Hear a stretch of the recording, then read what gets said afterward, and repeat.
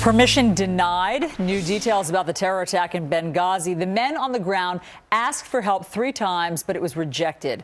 And now the father of Tyrone Woods, one of the men killed, is speaking out. This is all a pack of lies.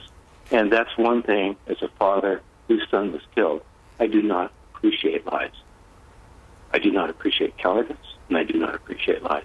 After the facts came out that in real time, the White House, from minutes after the first bullet was fired, they watched my son. They denied his pleas for help. My son violated his orders in order to protect the lives of at least 30 people. He risked his life to be a hero. I wish that the leadership in the White House had that same level of moral courage and heroism that my son displayed with his life. Joining us now is Republican Congressman from Texas, Louis Gohmert. Good morning, Congressman. Good morning, Allie. It's good to talk to you. It's nice to talk to you, too. You can hear how emotional, of course, Charles Woods is there about the loss of his son. But he blames the White House. Now, what our Fox News reporting has unearthed this week is that these CIA operators asked for backup 3 times, but they asked the CIA. They didn't ask the Pentagon or the military. They asked the higher-ups, they say, in the CIA, and their requests were denied. Why would their requests have been denied? Well, it doesn't fit the political scenario that the president's been painting about how we got bin Laden, al-Qaeda's gone, it's all good now. We helped get a better leadership in Libya, better leadership in Egypt, and it doesn't fit the scenario he's been painting for this election. My gosh, it's not about an election. It's about the sanctity of this country and about saving those who we have a chance to save. And when you start finding out, as Fox News has done some wonderful digging, but you start finding out they had eyes in the sky. They knew what was happening. And all of this garbage about there was, all clouds of emails. Look, they got the message. It went directly to the White House. And it's not a question of whether they got it. Now, maybe the president was voting absent or voting to abstain or voting present.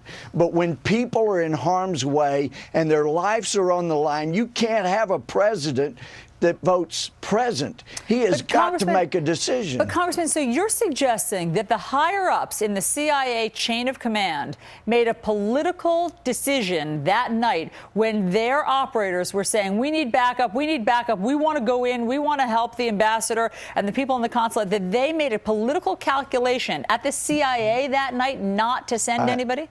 I am not saying that because I believe David Petraeus when he says they did not give such an order. But I do believe, based on what we have learned, that either the president or somebody standing beside the president knew and made that call. This is too big of a call for the head of intelligence. It's too big of a call for Leon Panetta at Defense. This has to come from the White House.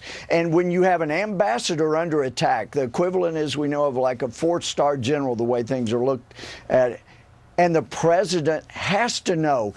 No military member, no intelligence officer could sit on that information without getting it straight to the president. The president says that he was unaware of any request for additional security. He was personally unaware of any request for additional security. Do you think the president knows about that level of detail at every consulate in the world? No, but he knows when an ambassador is under attack. I guarantee you, anybody that did not let the president know that ambassador was under attack should be fired. If the president really did not know, he needs to be gone. If he has such a pitiful administration that when an ambassador, our U.S. ambassador, is in harm's way being fired upon and we have eyes in the sky watching it in real time, we have the military capability of saving that ambassador, and nothing is done. House needs to be cleaned. And I tell you what, earlier this year, Secretary Leon Panetta had a direct call to me, and he asked a favor. And let me tell you, I don't have his direct number like he had to get me, but let me just tell you, Secretary Panetta, you're an honorable man. You've served honorably. please do not end your honorable career by covering up this terrible travesty. It's a tragedy. It's a travesty. This is no way to go out, sir. Please step forward with the facts. And back on a political note, people want to keep going back there. For heaven's sake, I'm more worried about the people in harm's way serving us and the ridiculous rules of engagement. But if you want to talk about politics, look at John F. Kennedy after the Bay of Pigs. He pulled back the air coverage after he told him it'd be there. He goes on TV, says my fault, and he goes up in the polls. We hear your Honesty anger. always trumps everything. Thank you. Thank you.